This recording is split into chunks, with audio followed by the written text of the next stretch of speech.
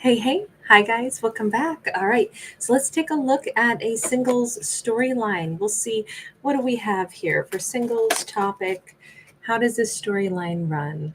We got the magician upright. This card just came out in one of our today's topic videos. Hang on, before I go any further on that, I want to swap decks. Make sure that we're not going to get too many repetitious. I mean, if it belongs, it belongs. But let's just make sure that we give every deck a fresh chance. We have 10 of Pentacles.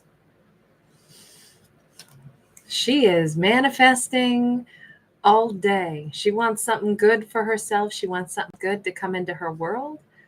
I feel like she's contacting an ancestor. Maybe there's a grandfather figure on the other side of the veil, but she is sending out her wishes, her dreams. We've got this lighthouse here as well. It's always really prominent to me in this deck and this card. And it's, lighthouses are there to like guide ships so they don't run aground, let ships know where there's something dangerous, like make sure that they know where the bar is and such. And I'm thinking that this is a part of like she wants to guide something safely into her world, into her arms. Tell me about especially that grandfather figure on this 10 of Pentacles is just so front and center. We've got a Queen of Swords that came out sideways. I'm going to say that our lead character could be a Virgo Gemini, could also be a Libra Gemini Aquarius, but I'm thinking that she has an ancestor who is saying, make sure that you ask for what you want when you call in your 10 of Pentacles. Call it in from a space of happiness, not from a space of frustration, because a Queen of Swords in the reverse can be like angry, right? Harsh words. A Queen of Swords upright can be very succinct and very blunt, but not even a smidge of anything rude, just very accurate. And I think that he's saying, while you're manifesting, you want the best. You want the full 10 of Pentacles. I really feel like this is, keep in mind, this is a singles storyline, but we have a character who is single who would like, I think, to have a loving relationship, something long lasting, something family oriented. And I do feel like there's a big message from the ancestor that says, okay, be mindful how you ask for that. Now, there's nothing here that would hint that she has any, like even a twinge of anything irritated or aggressive, because she's kind of in, like all white, like yoga clothes. It just doesn't seem like she's needing that reminder of like, hey, manifest from a really, oh, well, okay. It's not from an angry space. It would be from a hurt space. We have a 3 of Swords and we got the Death card. The ancestors are really calling out to her saying, when you manifest the best for yourself, it is when you have laid down the heartbreak. In fact, don't even try manifesting something and calling it in if you still have a heartbreak, because it's going to be a crackly line. Think of it like, if you've ever called somebody and they're kind of almost out of range, and so you only catch every third word of what they're saying as they're driving, or you call somebody and they answer the phone, or they call you but they're at some really loud place. It's like I literally cannot hear what you're saying, so the call is almost wasted. You know that they put out a call, but you don't know what they just said. That's basically how it is when we're trying to manifest for ourselves, but we're still in heartbroken energy. The universe is like, I hear you calling, but darling, you got too much noise on the line. I can't hear. Why don't you leave that noisy place? Call me back when I can hear you. Something's got to change. And there's definitely like this vortex of energy that is, I almost look at this as kind of like a beam me up, Scotty kind of energy, or like the universe is saying, look, there is somebody out there who's wonderful for you. There is somebody you could be with. There is somebody you could call in for yourself. Or that also is kind of like an alien ship that's like, going to deposit him right down in smack dab in the middle of her world once she's ready for it. But don't try to call him in from a heartbroken space. You might get the wrong one. You might call in more of the same, more of what you didn't want. So I love the fact that the ancestors are really encouraging her. Let me ask this, ancestors, since you seem to be such a big part of this, let's go ahead and ask this question. If If definitely some protective energy on the other side of the veil would give her that great advice. How does she get over the heartbreak enough to manifest something better? The Fool. Take a complete leap of faith. Drop every piece of that X, every piece of the heartbreak. That means delete the old messages. That means clean out the old memories. That means let go of all the broken shards. And that means be ready to love wholeheartedly like you've never been heartbroken before. Be willing to really remove and release all of the old baggage that she's been lugging around, anything connected to that old heartbreak. Be brave enough to say, I don't have to still hold on to somebody in my memory. I don't have to remember anything about that old heartbreak. I don't have to still secretly hold space for if they ever wanted to come and say sorry to me. I have to let go of all of that. Or I could let go of all of that and I could really be ready to meet whomever is next. She does have to be open to whatever and whomever is in her greatest and highest good and release that heartbreak in its entirety. We have a Four of Cups upright. There has been an illusion, and that's the biggest thing she's got to let go of. Tell me what the illusion is, because right now what I'm about to say, I don't know that I'm right, so I want to hold back for a second. Six of Swords sideways. There is an illusion that the ex hurts over her. This is a grinning idiot. I'm sorry. This is, if she thought that, when I let go, probably he'll reach out again. The universe or the ancestors are saying, forget that. That's an illusion. Imagine, or look, it may not be an illusion. Maybe the ex will reach out right when she lets go, but don't hold on to the idea. Instead, plant the idea that the ex has moved on. I know this sounds really harsh, but honestly, this is like really freeing. Sometimes it's what keeps us stuck is the hope that somebody still has emotions and is going to try to come in the 11th hour and still rush in with a huge offer. And, oh my God, I'm so sorry. And, I would never hurt you. And, I'm sorry if I ever did. And I'm going to be so good to you now. This says to really free herself from the heartbreak of the ex is to fully embrace the fact that the ex let her go. The ex isn't trying to fix it with her. The ex is fine with her leaving. And maybe they were a weasel. I'm sorry to say it, but sometimes calling it what it is the quickest way to get over it. Not to harbor hard-hearted feelings, but say, honestly, they weren't evolved enough to even know that what they did was wrong. They don't care. So why should I care? I'm just glad they're not in my life. That person, when we feel sad is when we imagine that a person might be feeling bad and they're going to come back and they're going to fix things. But if we could actually say, nah, they showed me who they are. I would not want that person back in my life for anything. And I know that they haven't changed and I know that they don't really care. That is more freeing sometimes, as harsh as that may sound. In this case, the ancestor is saying to let go of a heartbreak. Imagine that person really, the person that caused her the heartbreak, imagine they either aren't evolved enough to know or care that they did that. So there's no hint of them ever changing. There's no hint of them coming back in with an apology. You didn't miss out on a great person who accidentally hurt you. You dodged a gigantic bullet. They nicked you. They hurt you a little bit, but it would have been way worse if they had stayed in your life. Consider yourself lucky and celebrate and go and embrace some other lover and be like, I am free of somebody that really was not good to me. I'm so glad I'm free of them. I'm so glad I'm free of that person that broke my heart. Because that's what they do. They're clumsy with hearts, or they're intentionally rude, whatever it is. I am so free. I'm so glad I'm free of them. It says that might be the better analogy here, or the better way to let go of that heartbreak.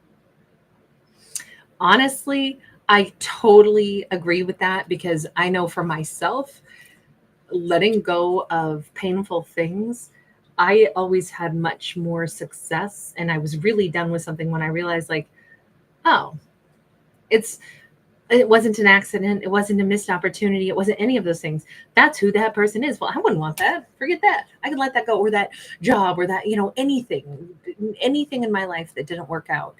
I got over it way faster by seeing it for like how it was is how they intended it to be.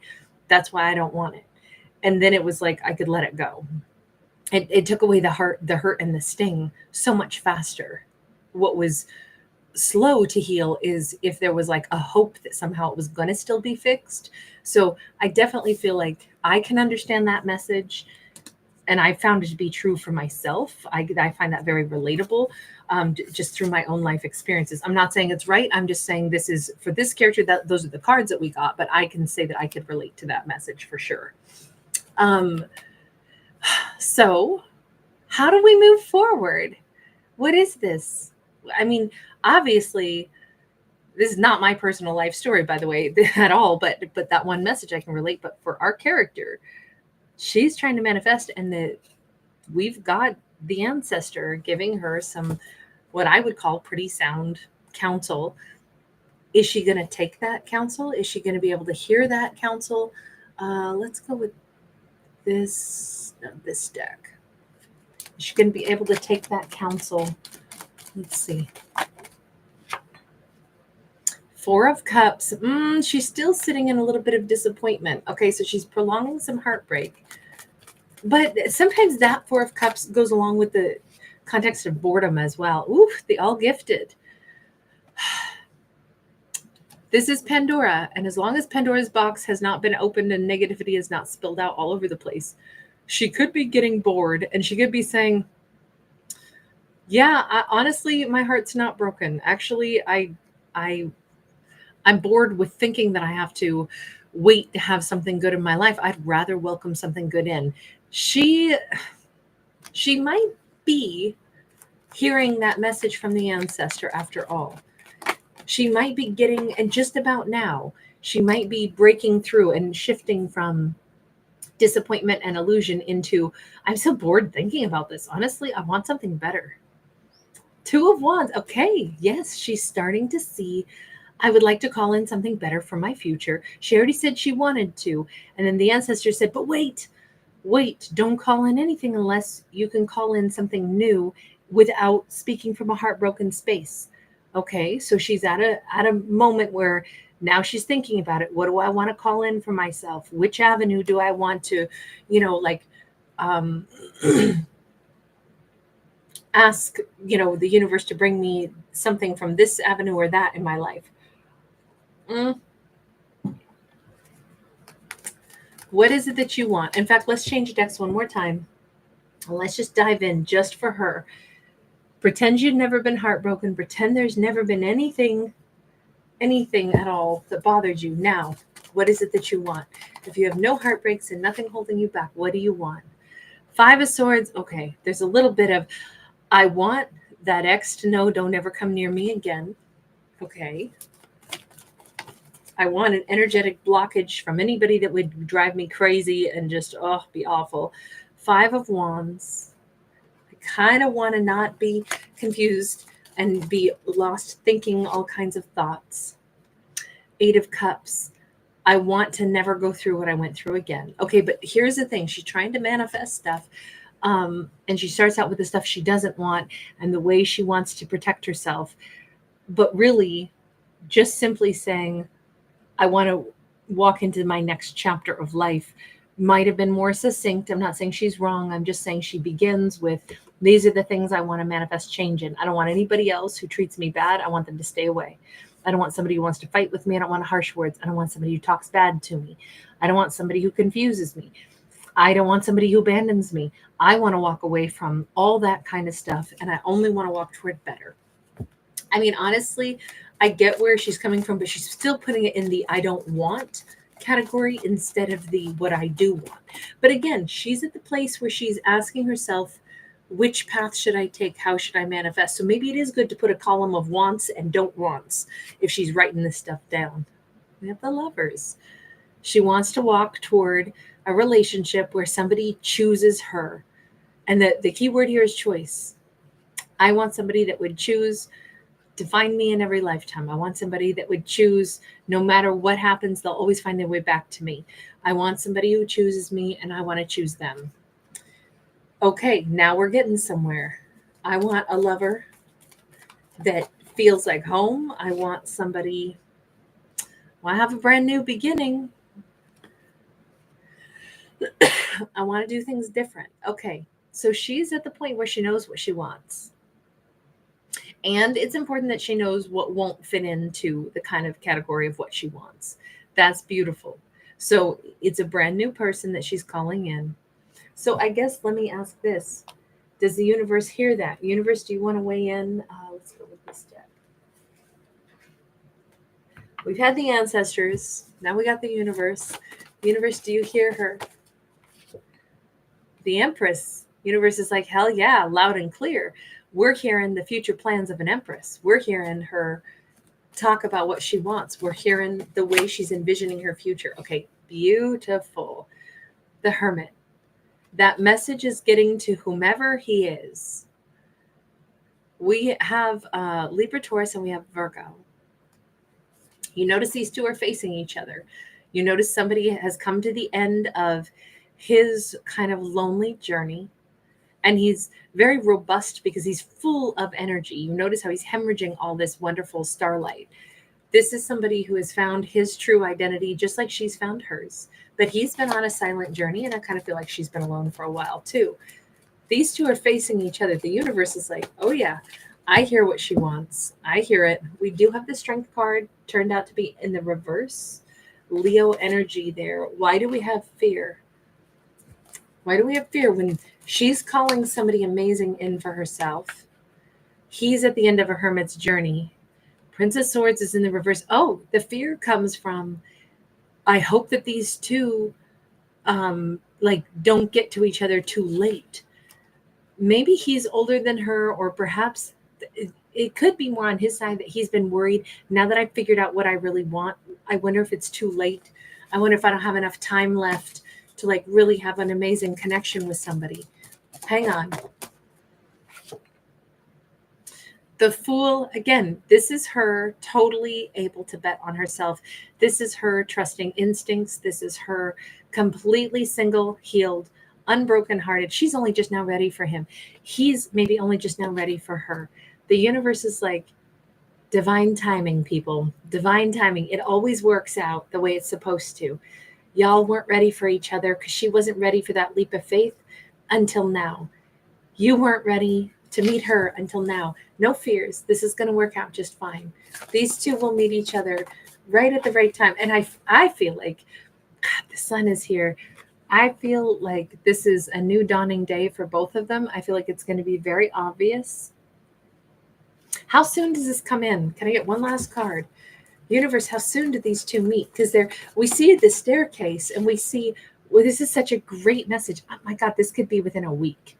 The 7 of Sacred Circles can be anywhere from, I always look at it as either it's a long time, like seeds were planted a long time ago that finally it's time to harvest, So this has been coming for a long time. All the other work has been done for a long time. And now this could be literally within 7 days that these two actually finally are ready to meet. But it's all a product of all of this time that they each spent learning and growing and figuring out what they needed to.